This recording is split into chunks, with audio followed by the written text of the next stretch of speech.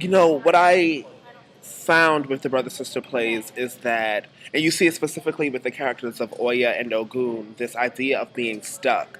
I think that this play kind of touches on the idea that these ghettos are kind of like black holes in which like these characters can't really get out of these environments, be it because they couldn't go to school or because they had another responsibility to another family member. But this idea of being stuck in this black hole of sorts, just because of sheer circumstance, not because they weren't good enough, but just because they had nowhere else to go. Um, and I think it's very telling that the author, Terrell Alva McCraney, set the place in Louisiana in the bayou, which is about like I think like 16 feet below sea level, which means that these people are literally at the most grounded point that they can be. Like they're at their most lowest point that they can be. Um, so yeah, this idea of feeling stuck is very present in these plays, and we took that into consideration as we were developing and rehearsing for these plays. Let's see.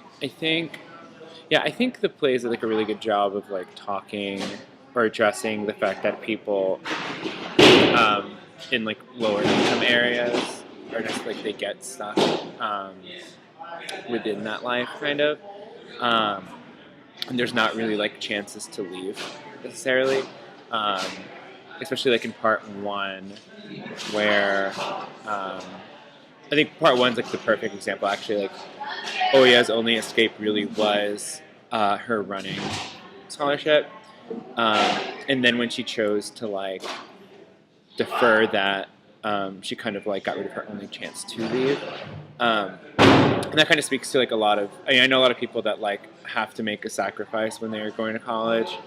In those situations where like they have to decide like whether they're gonna like stay with their family and like work and help them, or if they're gonna like go to college and like pursue their dreams and kind of like be a little bit selfless. So Okay, so the brother sister plays, in my experience, explores a lot about just this community and this Louisiana bayou area.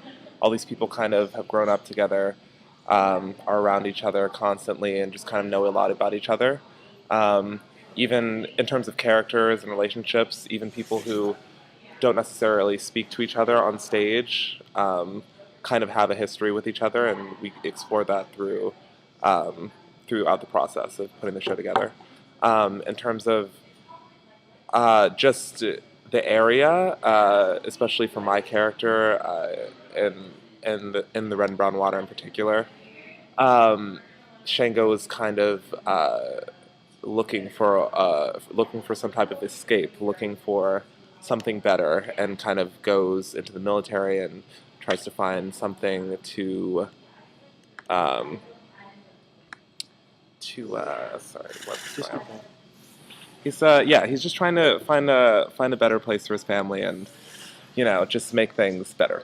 Uh, As an audience member, I was really attracted to Shango because Shango kind of proved that you're able to not necessarily escape, but escape, get out of these terrible situations in the ghettos. And as someone who goes to school in North Philly, who lives in North Philly, we have a lot of these situations around us, and a lot of people do bad things and get into bad habits and become lesser than they could be because of it. And I think that this showed, and also with Oya, that's her name, right? With Oya having the opportunity to go to school on a full scholarship, also proved, even though she didn't do it, it proved that you're able to get out of those situations. And it's all about you and how you handle bad situations and bad living areas in your life. And I think it's a very important message.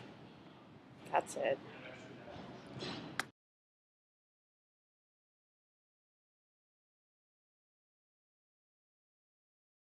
yeah, I think mysticism was like a really big part of the play, and like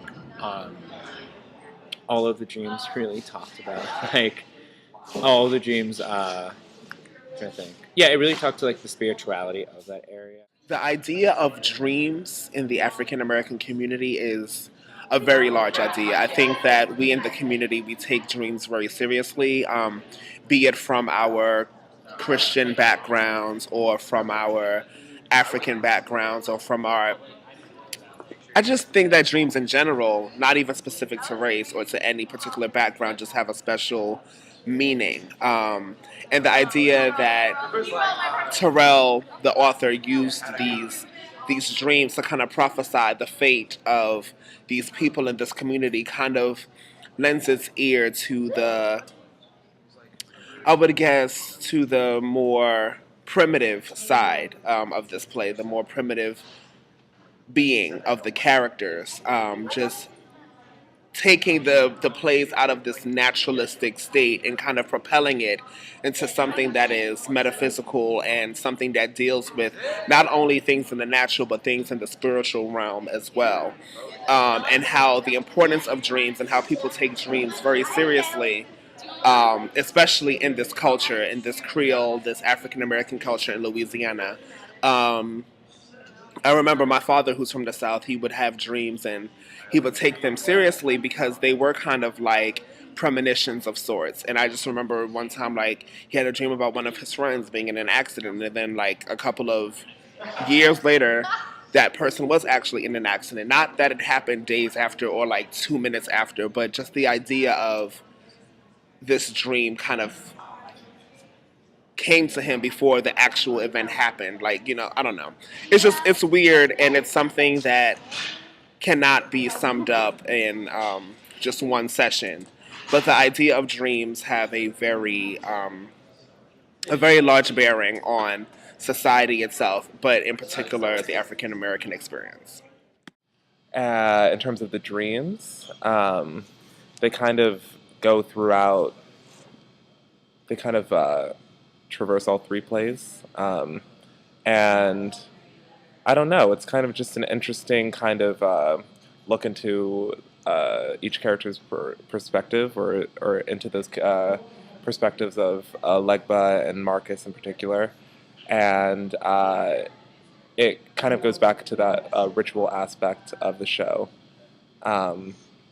just in terms of the mystical kind of communal, ritualistic type of deal.